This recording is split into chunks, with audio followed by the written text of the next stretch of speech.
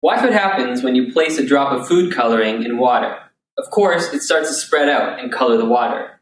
You know intuitively that this must happen, but why? Why does the food coloring always spread out throughout the water?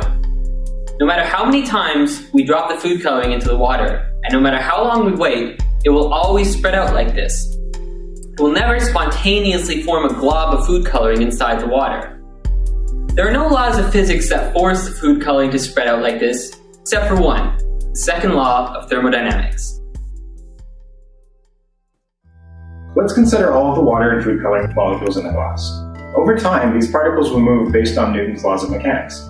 According to these laws, each individual particle has no preference in the direction it moves, so it will essentially move randomly as it bumps into its neighbors. We call this a random walk. Over time, the particles can migrate to any point in the glass by randomly walking there. So if you were to measure where one of these particles is after some long period of time, you would expect the position to be completely random. Now let's consider instead the entire collection of particles. If the positions of the particles over time are random, you would not expect them to be all in the same place at the same time, but would expect them to spread out. This is because there are more ways of arranging the particles that have them distributed over the entire glass than all globbed up. So if all their positions are random, you would expect that over time they would spread out. This is the essence of the second law of thermodynamics. Formally, we say that after a long period of time, the entropy of a system will increase, where entropy is a measure of the number of ways of arranging the particles and their energies. The arrangement that has the largest number of ways of occurring will have the highest entropy, and thus will be the eventual state. Now, you might say that this doesn't really sound like a law of physics at all. We did say previously that the movement of the particles is based on Newton's laws of mechanics. Isn't the second law of thermodynamics not really a law, just a consequence of other laws? The short answer is no.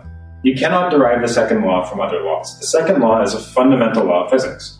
Remember, this is a statistical concept, one that relies on averages and expectations rather than absolute knowledge. You are probably already aware of the first law of thermodynamics, better known as the law of conservation of energy. The first law simply states that energy can never be created nor destroyed, only converted from one form to another. Of course, with only the first law, we could predict the existence of a perpetual motion machine. A perpetual motion machine is a self-contained system that recycles energy from one form to another, with no loss, like a generator that powers itself. Infinite energy, right? Not exactly. While this type of system doesn't violate the first law of thermodynamics, it does violate the second. You see, if a perpetual motion machine is recycling energy between two forms, the energy is necessarily unevenly distributed.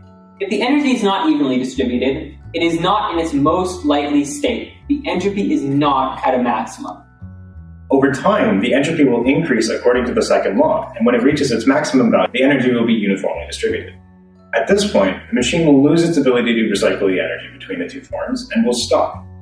Physically, we observe that any attempt to create a perpetual motion machine generates waste heat, like friction. This waste heat is simply the energy distributing itself uniformly over the system. The second law of thermodynamics states that entropy will always increase. When the food coloring was dropped into the flask, it spread out through the water to color it. It did this not because it was forced to by some external influence, but because it was overwhelmingly likely to do so. It may be difficult to think of the math of statistics as being the basis of a fundamental law of nature. We want everything to be determined and easy to understand, not at the mercy of statistical outcomes. Nevertheless, the second law is one of the most important laws in physics for understanding the long-term behavior of any large system, including the entire universe.